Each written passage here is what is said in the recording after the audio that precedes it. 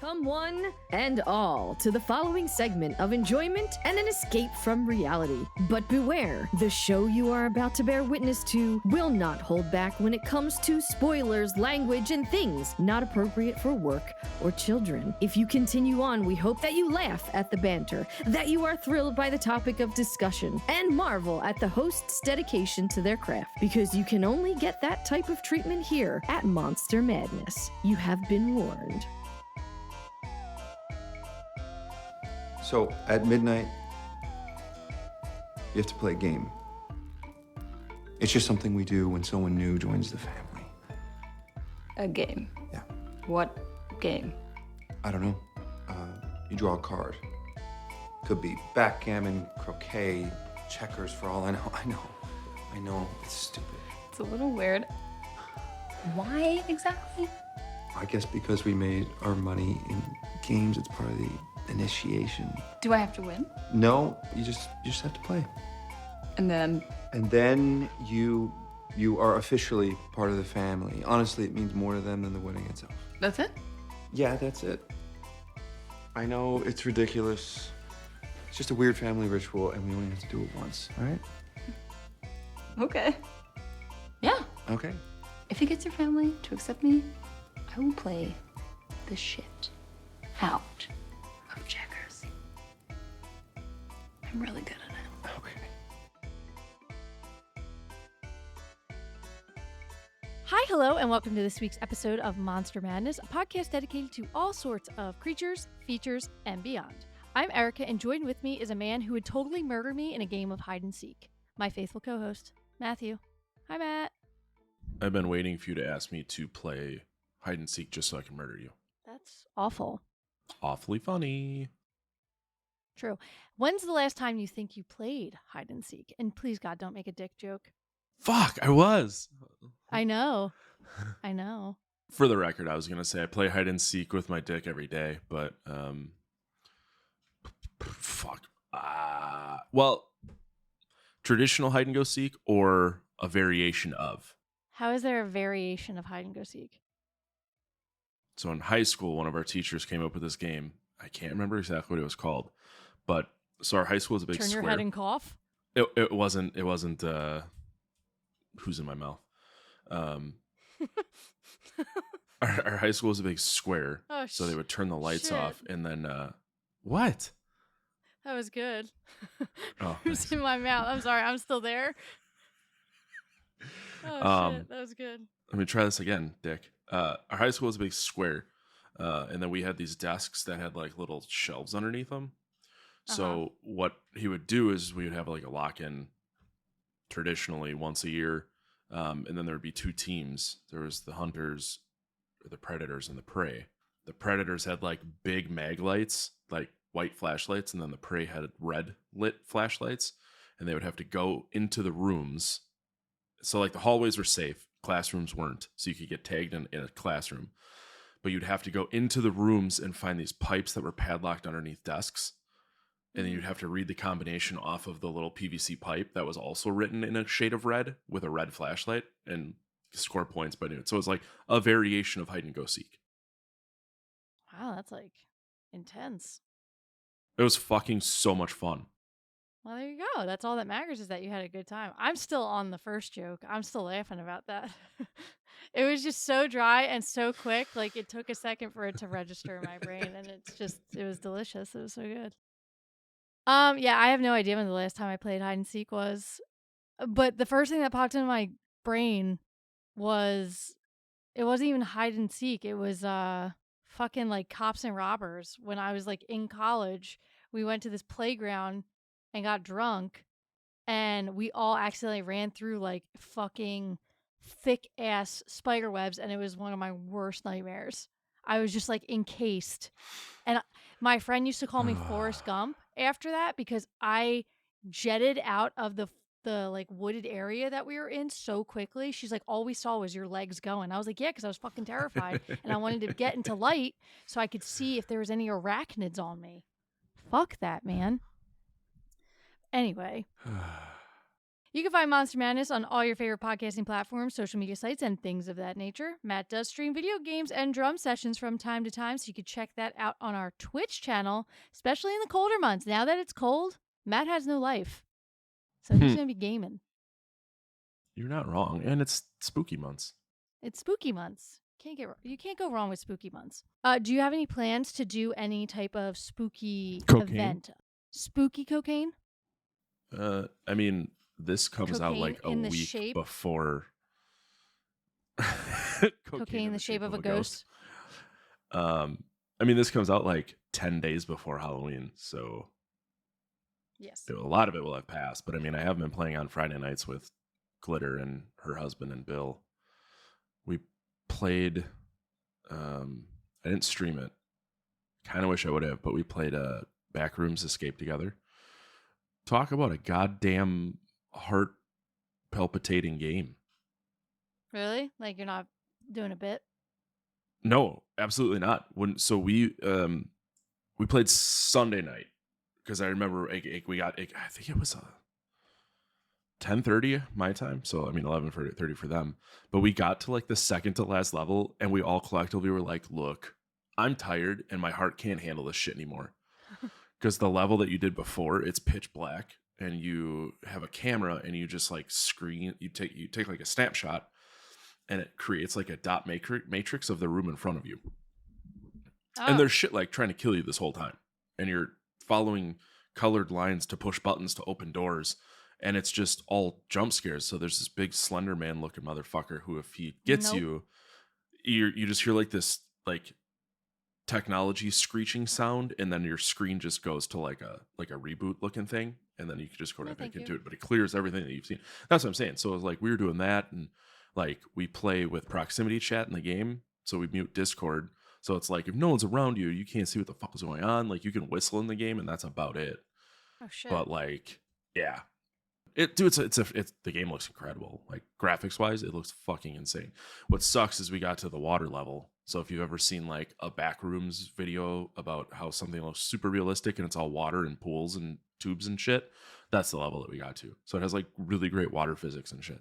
Oh, okay, cool. For $7, the game was. What was the name of that game again? Backrooms Escape Together. It's the only, from what we understood, the only multiplayer Backrooms game. Nice. Oh, $6.39. It's on sale right now. I think. I need to get a Steam Deck Full price. so I can play the games. Yeah. Anyway. Oh, good. Did- Are you on the Steam page? I just like Googled it and I For was that game? looking at. I just Oh. Googled it and literally I just saw that it said save 20% on Backrooms Escape Together $6.39. I didn't click it yet. Yeah. Yeah, so if you do go to the Steam page, the second video on it is that level that I was talking about. And then the fourth picture is the water one. Oh, I've seen this on Instagram, on Monster's Instagram. I've seen people playing this. Yeah. I'm such a puss that I don't know if I could do it. But I do want a Steam Deck so I can play these games and attempt. Well, I'm okay doing it with other people. Like, I wouldn't play this shit by myself. No. That's horrifying. The terror is only good together. But Right. anyway. Well, it's better together. I feel... Yeah, I'm sorry. No, you're good. Keep talking. You don't talk enough, sir. All right. That's really all I got. All right. Sorry. If you'd like to support this show, you could do so in so many different ways, such as Patreon, buying merch, donating to the show, or simply leaving a review on your podcast provider. Those 5 stars go a long way, and if you decide to write something, we will read it on the show. All links for the aforementioned things will be posted in our show notes. Matt, you got anything else? Hey, what's the scuttlebutt? The fuck? You've never heard? You've heard that. You've heard that. It's in the office. The water cooler was moved here for maintenance. So what's going on? What do you hear? What's the scuttlebutt? Well, I'm trying to figure out what a scuttlebutt actually is. It's a scuttlebutt is a cask or drinking fountain on a ship that holds fresh water for a day's use. There you go. That word doesn't work here, Pod. Too bad, because Never that's the mind. express. Second definition: rumor or gossip. Yeah, fuck you. How does it mean two so completely different things? Because English is weird and very complicated. That's true. I mean, I got no scuttlebutt. Sorry. All right, then. This week on Monster Madness, we cover 2019's Ready or Not. Oh, fuck. I thought it was safe. But if I didn't pull a card at all, then Your crazy family wouldn't be trying to. Oh my God, they're gonna kill me. no, then we'd both be dead. When you marry into this family, you have to play a game. And if you don't, you die. I know that sounds crazy, but you have to believe me. It is real.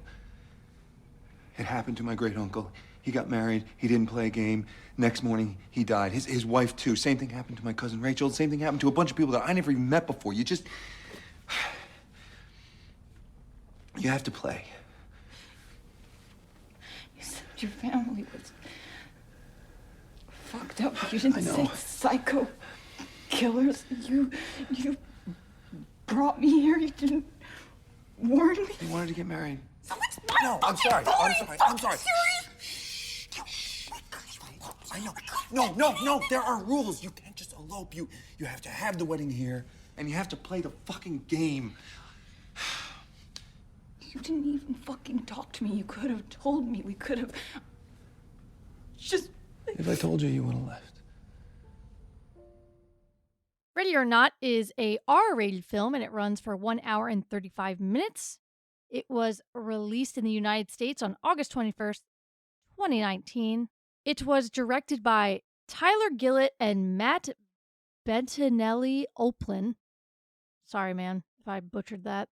It was written by Guy Busick and R. Christopher Murphy. It stars Samara Weaving, Adam Brody, Mark O'Brien, Henry Czerny, Andy McDowell, Melanie Scrofano, Christian Brunn, Elise Levesque, or whatever. I don't know. A lot of weird fucking names in this one. I only knew 2 actors. 3 actors? 3 actors. It was produced by Fox Searchlight Pictures, Mythology Entertainment, Vincent Films, TSG Entertainment, and distributed by 20th Century Fox and Fox Searchlight Pictures. Special effects were done by Area 1 FX and Deluxe VFX Toronto. Some taglines for the film: the game begins. A killer game of hide and seek. They're coming. In-laws can be murder.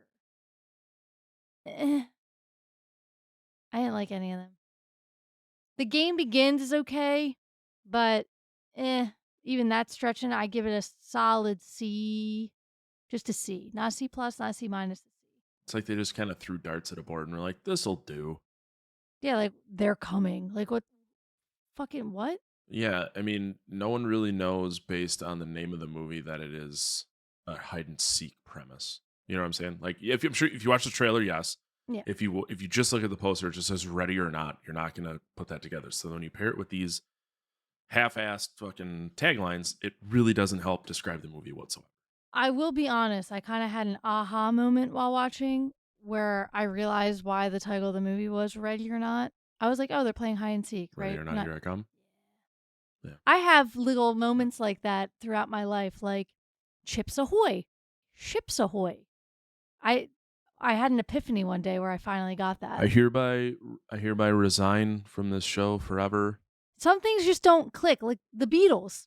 I didn't get it. I didn't get the BEA for a long time. I was just like, maybe they just changed the spelling. Oh, beat in a song. The Beatles. I get it now. Fucking dumbass. I've definitely done it. I can't think of anything specific right now, so you're currently still an idiot. That's fine. Now, mind you, but I know for certain that I have done shit like this. The Beatles and Chips Ahoy was like 15 years ago. So not in my 30s was I like, oh, yeah, no, I think the Beatles thing probably clicked with me about 20 years ago too. Like I would have been a teenager, maybe late teens. So you made it sound like these were like in the past month you had these realizations. Yeah, no, you're. The last 3 days have been wild with realizations. Chips Ahoy, the Beatles, Ready or Not, Here I Come. What the fuck? I don't know anything that's happening. What is going on? What's the budget? $6 million. And the gross? $57.6 million. Oh, damn. I remember this movie being pretty fucking popular when it came out. Popular enough that they keep talking about doing a second one. Fucking should. But how do you make a second one? Can't. Everyone's dead, except Unless you go back to like the original deal. it would have to be a prequel. Yeah. But let's not spoil too much. Gotta read that plot, Matt. Oh, I don't know how to read. Well, we've established that numerous times. That's hurtful. Pick your poison, this or trap. I'll do this one. Just because Trap, I'm going to want to yell a lot about. Swiss cheese! Don't get me started. As a child, Daniel Ledomas is confronted in his family's mansion by Charles, a wounded man who begs him for help. Instead, Daniel alerts his family, who arrive in ceremonial masks and robes. Despite his bride Helen's pleas, Charles is shot with a spear gun and dragged away into a locked room. 30 years later, Daniel's brother Alex, the estranged son of the owners of the successful Ledomas Family Games Company, is set to marry Grace, a former foster child. On Alex and Grace's wedding day, she meets with the Ledomases, Daniel and his wife Charity, Alex's cocaine-addicted sister Emily, her husband Fitch, and their young sons Georgie and Gabe. After the ceremony, Tony explains that his ancestor Victor Ledomas made a deal with someone named LaBelle to build the Ledomas fortune in exchange for the family observing a tradition. At midnight on their wedding day, every new member draws a game card from LaBelle's puzzle box. Grace draws hide and seek. Believing it to be a harmless game, Grace goes to hide herself, and the Ledomases each receive a weapon. Alex finds Grace, who witnesses Emily accidentally kill a maid who she mistakes for Grace. Alex reveals that his family's cursed. If the new member draws the hide and seek card, the rest of the family has to find and ritually sacrifice them before dawn, or they die instead. The game was last played by Helen's husband, Charles. With the mansion locked down, Alex disables a security system to allow Grace to escape. She's discovered by Daniel, who is disillusioned with his family and gives her a head start before alerting the others. In the chaos, Emily accidentally kills another maid. Grace's escape is blocked by the family butler, Stevens. She, in turn, splatters the hot tea he was preparing on his face and runs away. Alex is restrained by Daniel and Tony after he attacks the latter. Grace is seen by a third maid who accidentally crushes herself in a dumbwaiter while yelling for the family.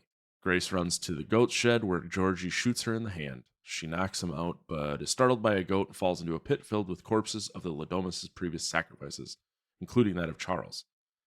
She escapes and makes it through the front gate. Grace is pursued into the forest by Stevens. She fights Stevens off, but is eventually captured by him. As he is driving Grace back to the house, she awakens and attacks Stevens, causing the car to crash and kill him. Daniel, nearby the crash, captures Grace after realizing that his father is secretly watching. The Ledomases prepare to complete the ritual sacrifice. However, they are incapacitated after Daniel poisoned them with a non-lethal dose of hydrochloric acid in the ritual cup. Charity shoots Daniel in the neck after he attempts to protect Grace, leaving him to bleed to death as Grace runs away. The ongoing chaos, the mansion is set on fire. Grace is attacked by Becky, whom she beats to death with LaBelle's box. Alex escapes his restraints and goes to find Grace, but is witness to her attacking his mother. Grace pulls away from Alex, who, after realizing that she will never trust him and will almost certainly leave him once she escapes, subdues her to complete the ritual. Grace breaks free from the ritual table just as the sun rises. Despite Grace having won the game, Helen attempts to attack her anyway but explodes mid-stride, a consequence of the curse. The rest of the family explode one by one, leaving only Alex, who tries to convince Grace to forgive him. She refuses and tosses her ring back, declaring she wants a divorce. Alex then succumbs to the curse and explodes. LaBelle briefly shows himself to Grace and nods in approval. Sole survivor of the night, Grace walks out of the burning manor just as the police arrive. Upon asking her what happened, she simply replies, "In-laws." Which was a good fucking way to end that movie, in my opinion. It was perfect. I have 0 notes for this film. I loved everything about it. I had never seen it before. It was a perfect balance of a really solid story peppered in with humor, very dry and black humor, and like a little bit of like gore that made you uncomfortable. Like the nail her getting shot through the hand and then putting her hand through the nail by accident to get out of the pit of the dead bodies. That skeeved me out. So I was like, it was like a perfect blend of just like every horror aspect that you want in a horror comedy without being cheesy. And I loved the concept. The only thing I probably would say that I wished that when they went around the table and they're like, I had to play old maid. I had to play this. Well, all of these people that married into the family were really shitty people. And they believed in this whole concept that if they did not partake in this ceremony, that they were all going to die, the money was going to disappear, yada, yada, yada. I feel like it would have been a better concept if each card, like each game, had some sort of consequence. Like, not necessarily, oh, we have to kill the bride or the groom, whoever's marrying into the family. But, like, something or other. Because I go into everything blind. I don't like reading synopsis. I don't like watching trailers for the most part anymore, unless, like, I'm in the movies or something. I like to go in blind. So when I was starting to watch this, I was like, okay, so I think that I'm assuming they're going to play hide and seek, but they're not going to want to have to kill her because they want to add more people into the family. And obviously, as time went on, I realized that that wasn't the case. I thought like maybe she would have to like kill some random person, and that's how they initiate her into the family, and that's how they initiate everybody into the family. Like, oh, you play Go Fish, Right. you know, you got to kill a bunch of. I don't fucking know. It's some concept where something horrible happens that it initiates you into this horrible family of Satanists. But their concept was like, oh no, if we play hide and seek, then the spouse marrying in has to die. The second I saw her rip her wedding dress to expose her chucks, I was like, everybody's dying except her. Everybody's fucking dying. The second I saw that, I was like, yeah, she's final girl status. Like, I already knew that she was going to be a final girl because, number one, that would be really fucking stupid if she died midway through the movie. But also, I've seen her in, like, lists of, like, oh, the most iconic final girls. Sydney Prescott, Lauren Lavera, fucking this chick. I didn't know her name at the time. Fucking that chick. Yeah, fucking that chick. Let's all go to the lobby. Let's all go to the lobby.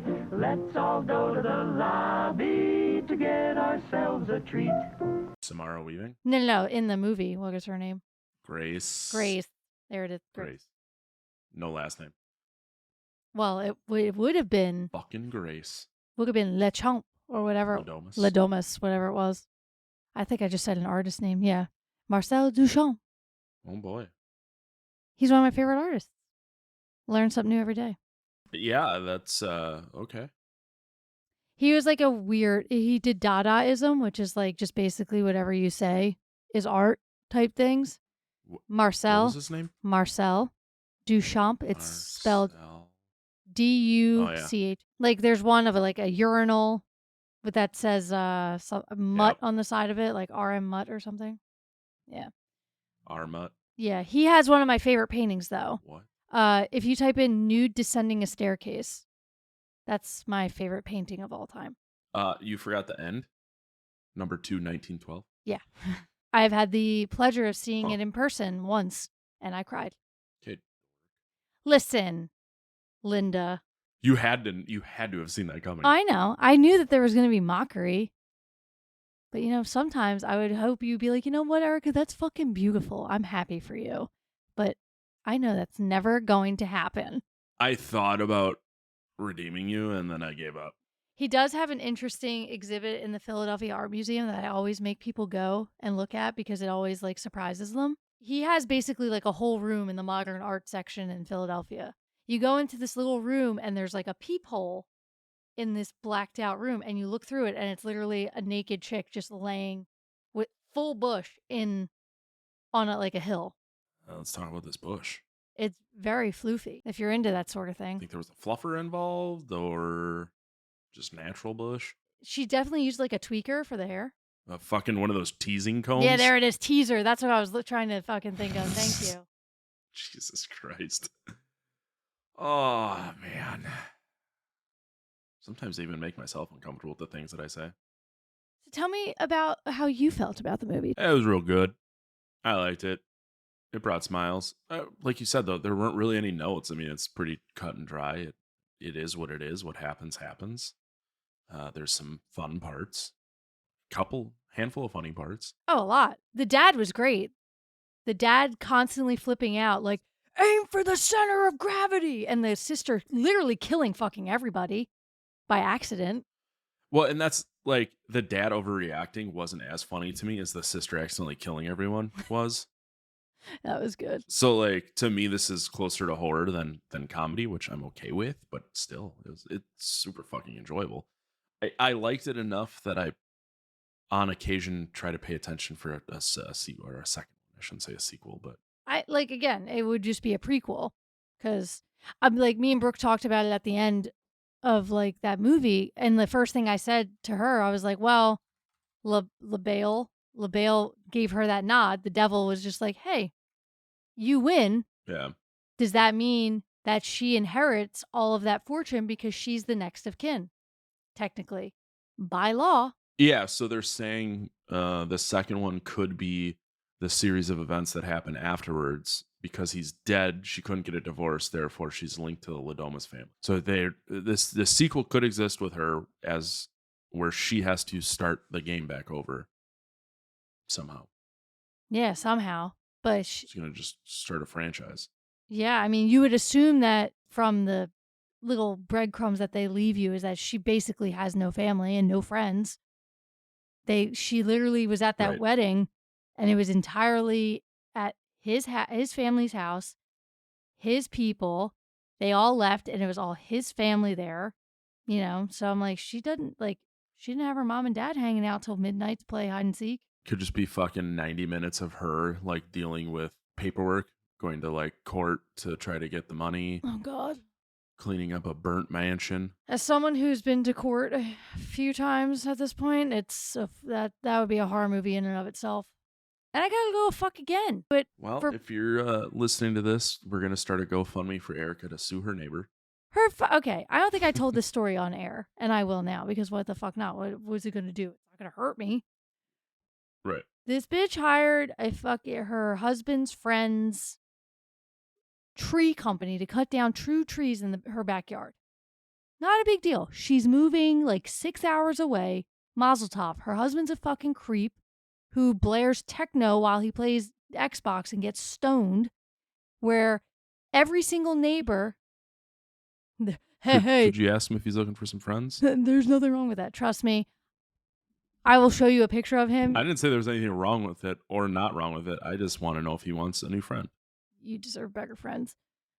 Yeah, so they're the best neighbors ever, and every single person on this block has called the cops on him because of how fucking... He would blare his music so loud, like my front windows would shake.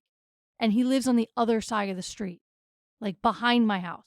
So she gets these 2 trees cut down, and the last tree, of course, a rope snaps, and it whips back, breaks a piece of my fence, and a greenhouse that I had installed in my backyard that I used to have herbs in and stuff like that I was literally about to prep to do my herbs and like my fruit bushes that I wanted to start this year.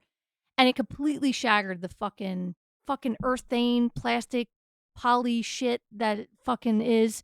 Completely shattered it, broke the metal frame. I talked to the owner of the company. He was like, okay, we'll buy you a new one. I was like, perfect. They don't make the one that I want anymore from the company that I, always use. So I was like, listen, they don't make it anymore. Like, let's just agree on a price and I'll just buy one later down the line when I do some research. I'm not going to pick one out right this second. And like, he literally just kept sending me like Walmart versions that were like $100. I was like, bitch, this thing was like $700. Like, no. And, I get into an argument with her about it. She refuses to use her homeowner's insurance, yada, yada, yada. Basically, now I got to take this bitch to small claims to get what my insurance says is almost $1,000 worth of damage because she also broke my fence. But she doesn't think I'm going to do anything. So by the time this comes out, it will be filed. So as you can tell, we yay this movie. We yay the shit out of this movie. Insert fun little yay sound. It's great. Watch it. And now we're going to move on to some monster minutiae. 17 different versions of Grace's wedding dress were created by costume designer Avery Plews to show the progress of Grace's night and how her clothes correspond to her attitude. Samara Weaving, who plays Grace, had to be taught how to drive, or at least how to look like she was driving. How old were you when you got your license? 16. Wow. I can't imagine. I lost it by the age of 17, though. And then when did you get it back? 18. There you go. So let's just go with 18. I was 24 when I got my license. I think you knew that, though. What? Yeah, I was 24. You probably told me, but Well, here's the thing. We lived and grew up in two completely different types of areas. You needed a car to get everywhere. Absolutely. I lived in Northeast Philadelphia, where you could walk, take a bus, take a train. You did not need a car. I moved to the suburbs, and I was like, I need a fucking car. So when I moved out here, I was like, all right, I guess I'll get my license. And it's been a downhill turn ever since. I mean, think about. Some of our New York friends, they don't drive much, Yeah. if at all, because they don't have to. So yeah, that makes sense. Yeah, like when I have a friend of mine who is literally 2 weeks younger than me, does not have his driver's license. Never yeah, had it. I know a 40-some-year-old dude who doesn't have his license because he's like, what do I need? But he lives in Green Bay, so it's not like he lives in New York. Like he grew up in Sheboygan. I've known him since high school. Why doesn't he have one? Just never got his driver's license. I think he took a car for a joyride and got in a bad accident before he ever got a license, and then just decided never to get one. Oh, okay. How does he get places, like his job? Uber. So he's a chef at Lambeau, so he lives like not far from Lambeau. He'll walk most of the time too. But you know, If it works.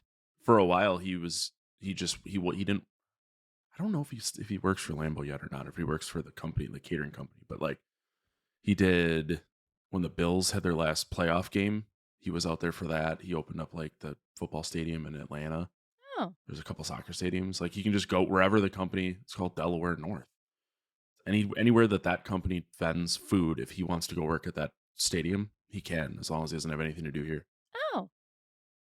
It's actually pretty fucking cool. That is cool. So he like spent the summer in Minneapolis working for the Twins. Well, that's fun. Yeah. No complaints there. Grace originally dies in the earlier draft of the script after being successfully sacrificed by Alex and his family. But the producers changed it to Grace surviving and her in-laws, including Alex, being killed after failing to complete the ritual before dawn. I did love the notion at first that they were like, okay, it's dawn. It didn't happen. Wow, this whole family was built on a lie. This whole ritual, Helene is heartbroken and still like, pledging her life to Satan because she was the bitch that lost her husband in the very first second of the movie. Everybody's like, okay, we're good. We're not going to die. Nothing bad's going to happen. And then they literally all start exploding. I love the hilarity of that, where you have a solid 2 minutes where you think everything is bullshit. And it's like, no, we're all going to literally explode now. I love that. The montage of the family preparing and donning their robes in the lead up to sacrificing Grace originally showed Daniel drinking more, but Brody wisely suggested a take where he goes the opposite direction and is clearly sobering up instead. The nail that goes through Grace's hand is CG, and they were worried about selling it. Until they watched Samara Weaving's performance. So they were concerned that it would be looking. That gave me the squiggly igglies, so she did a good job. During the wedding photos, Charity tells Daniel that Grace will never be a part of the family. Daniel replies, of course not, she has a soul. At the time, this seems like a slight against his wife and family. Later is revealed that the members of the family have sold their souls to Mr. LaBelle. The goat that jumps out and scares Grace into falling down the well was originally planned as a puppet, but when they shot the first take of the puppet, they realized that this was a bad idea. It is heavily implied that Grace is rejected by Mr. LaBelle for two reasons. Because her motive for marrying Alex was indeed love and not just money. Grace's soul would be more difficult to obtain. It's also mentioned that both Charity and Fitch had no issue selling their souls in exchange for the material, whereas Grace only longed for a family. And two, Helene draws comparison between herself and Alex, both resisting their destiny by trying to leave the family, only for Mr. LaBelle to reject their spouses, forcing them to stay. And that, my friends, are some minutiaes. I think that'll do. I like that one to end on because everything else is kind of. Oh, no, there is one that I like. It says Grace will likely inherit all of the Les Domas' wealth. I was right. Yeah. I'm gonna end on that. Boy. I'm gonna end on that one because we were having a full blown conversation about that. She's like, "Well, what happens to that house? What happened? Well, it was burning down, but like, what happens to all that money?" I was like, "I don't know. I would assume she would get it because they were legally married, and everyone in that fucking family just exploded in front of her." But how do you explain that to a cop? Like, listen, my whole new family just tried to murder me in a game of hide and seek, but the devil exploded them and their house is burning down now. But if she's one with the devil will work it out. You're thinking a little too much about this. Well, someone's got to use brain cells in this show. Well, sometimes you just gotta suspend belief and just fucking go with it. I made that mistake last night because we went and saw a mystery movie. Oh, what was And, it? What was it? My Old Ass. It was called My Old Ass. Oh, that's what it was called? I thought you were about to tell a story. Yep. 18th birthday mushroom trip brings Elliot face to face with her wisecracking 39-year-old self. When the older Elliot starts handing out warnings about what her younger self should and shouldn't do, she realizes she has to rethink everything about family, love, and what's becoming a transformative summer. Did you say the whole movie? Yeah. It was only $5. Yeah. Right. Well, 10. It was less than $15 for both of us. It had Aubrey Plaza in it, so I got mildly excited about that. But like, the fucking acting was so bad. There's plot holes because time traveling. So that we walked out and I said, I know two things about the person who wrote this movie: is they've never done mushrooms and they do not understand time travel, because they ate mushrooms and then they were like full blown hallucinating. Like at one point she's Justin Bieber and singing a song, which fucking pissed me off. And I found out that she's a singer too. So that's probably why she sang in the movie. And if this time travel thing was a reality, then she would know it. Like she would remember having done this when she was a kid. So she should be able to pre-answer everything, and they shouldn't, like stuff like that. But then at the end of it, I was just like, I'm thinking way too fucking hard about this. Like the butterfly effect. Yep. I want to watch that movie. But basically it's about, that's this girl who claims she's super fucking gay, but then meets this boy, and she's not supposed to fall in love with the boy because I'm going to ruin this for everybody. And I don't fucking care. That's fine. This movie's dog dick. Never going to watch it. I never heard of it. But she finds out that she's not supposed to fall in love with this boy because he dies. And future Elliot doesn't want young Elliot to have to go through the heartache. And then at the end, they're like, you just go love Chad. You fucking love Chad, and you just be happy that you're loving Chad. I was like, I hope I die right now. How many people were in the theater with you? It was a good amount, like probably 30. Oh. But it was in like the super screen, so it looked pretty fucking empty. But there was like a good 3.5 rows were full. I wonder if this is like a ploy for just like really awful movies to get some money. It's just all they tell you is the rating, the time, and that it's not out. So that movie doesn't come out till Friday. No, I know, but like, I think like maybe we know this movie is not going to fucking break even. So what if we do these things where we sneak people into paying money to see a movie that they would not ever fucking see ever in their lifetime? And the other weird thing is, if you go look at that movie theater, they don't have playtimes for this until the 26th. So 2 weeks after the movie comes out is when they're finally going to start showing it there. Yeah. So I said I would. So the next one that they're doing is it straight up said it's not horror. I was like, so in October, if it says it's a horror movie, I would do it. Yeah. Because at the very least, and when we walked out, Alyssa was like, I did not prepare myself for the fact that it was going to be a fucking rom-com. I'm like, yeah, I didn't think about that at all. That they make rated R rom-coms too. So, and it was rated R because they swore a bunch, and there was a bunch of really unnecessary sex scenes. Why do you say sex scenes with air quotes? Because it's all implied. Oh, just So like under the she's making covers. out with a girl, and then all of a sudden it fast forwards, and then they're laying naked in a boat, and her brother finds her, and then later on she fucks Chad, and she's we had sex, but they're just making out, and the camera's like so. Yeah, implied sex, but it's like she's Love to see it, I guess, or don't. I guess that doesn't fuck. no. And I tried really hard to like enjoy something about it, just to not be poo poo. But Margot Robbie was one of the producers on it. Yeah, I knew I was fucked when the first like production company thing was Indian Paintbrush.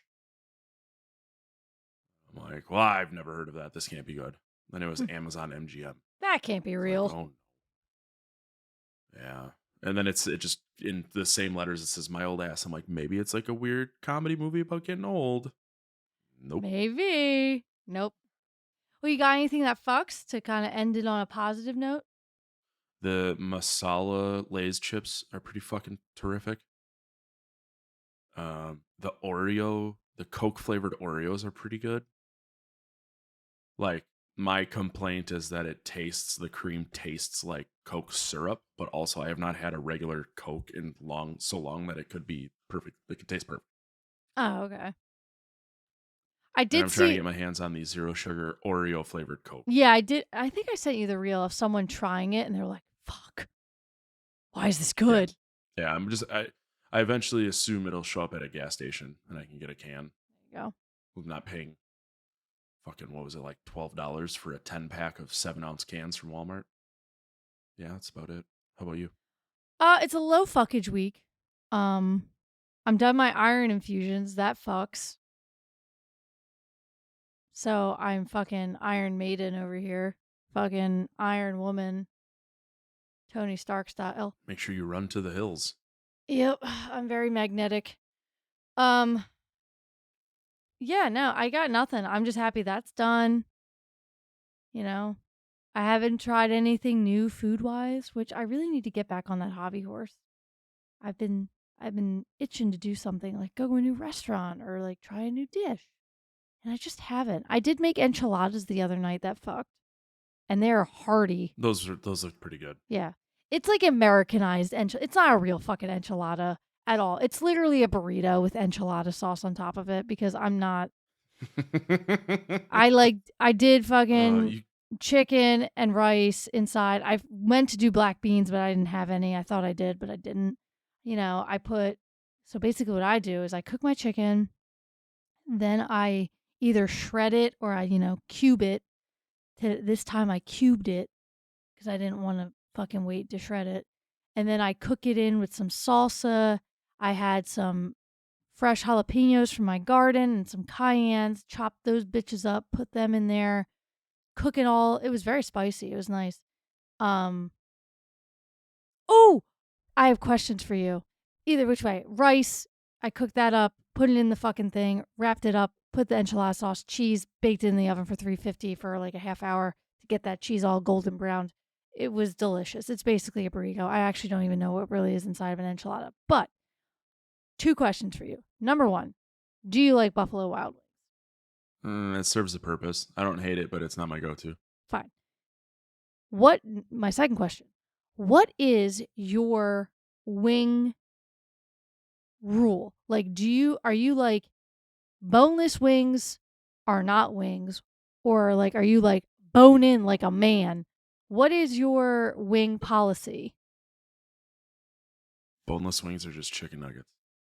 I bone in always just because I prefer. But if someone is like, hey, I only got boneless, are you passing up the chicky nugs? No, probably not, because then it'll come down to what sauce is available.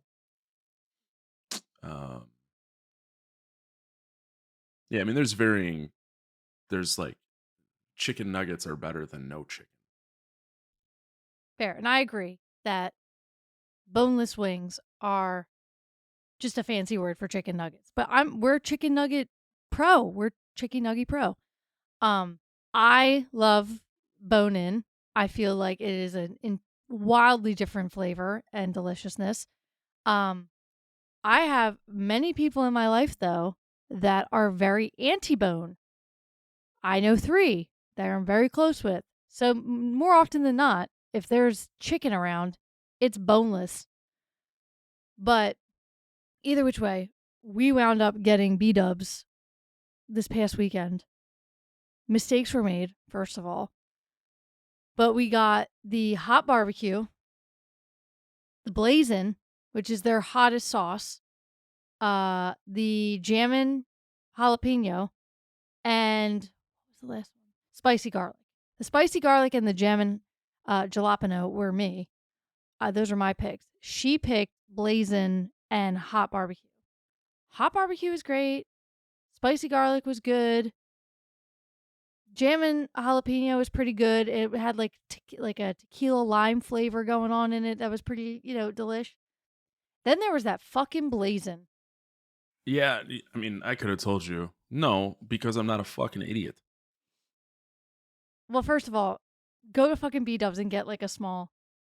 Come on, bitch. Nope. Why? Because blazin' exists to hurt. There's nothing about And it. boy, did it. She went in, her strategy was, I'm going to eat the hottest one first. But you need to understand. She already fucked up. Well, here's the thing.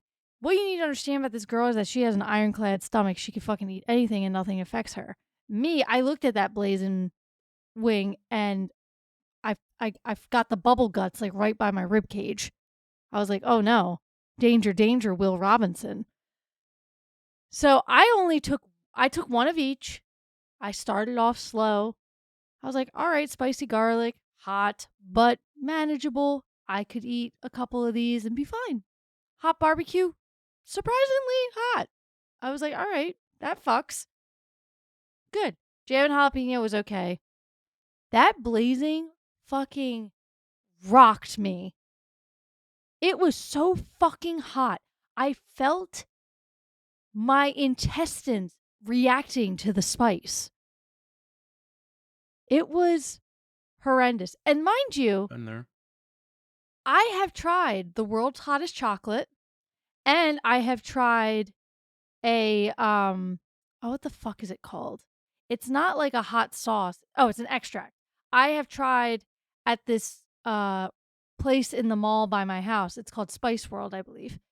And I tried their hottest extract.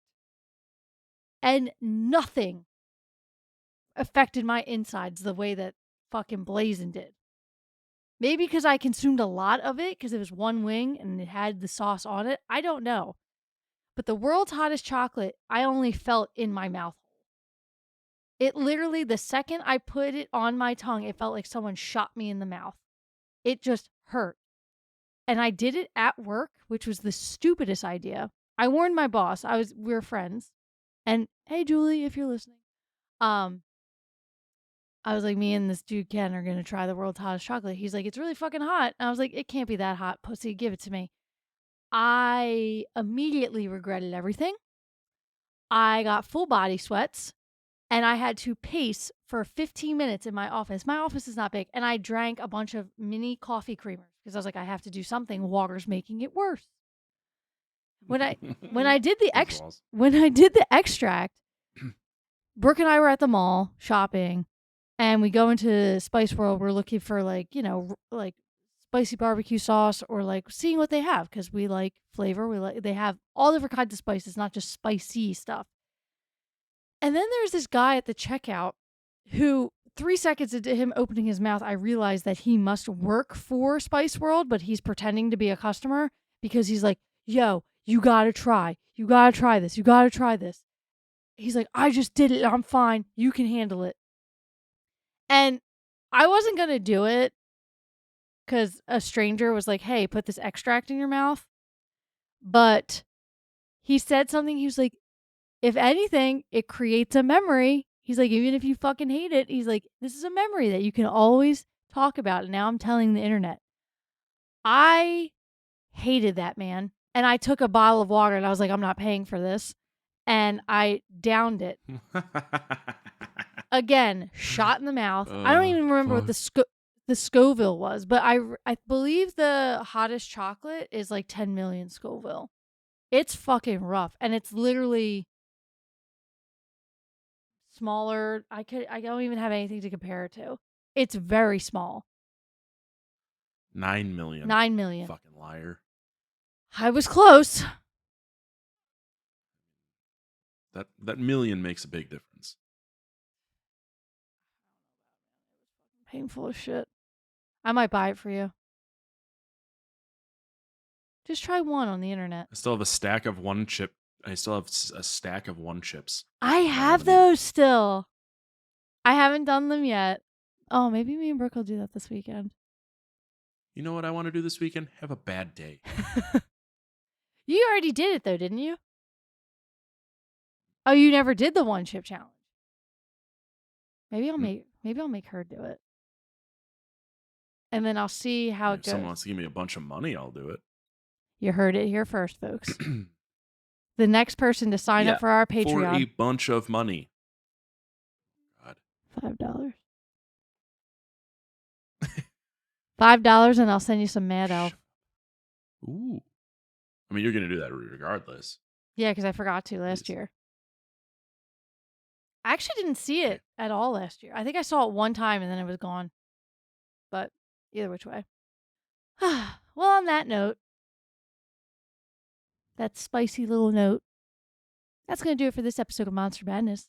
Thank you for joining us while we talked Ready or Not. It's a fucking great movie. It's just great. The moral of the story. All the movies that we've covered pretty much this whole season have been great and enjoyable. Next time, we will be watching a movie called Freaky. Or I Blame Society. I have to actually look at the dates. Either which way, we're going to watch one of those two. Check it out. If you want to discuss it with us, hit us up. You know where to find us. Thank you so much. Bye. Bye.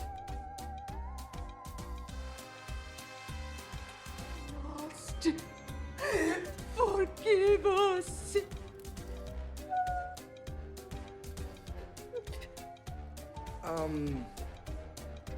Nothing's happening. I knew it. I fucking knew it. It's all bullshit. Grace?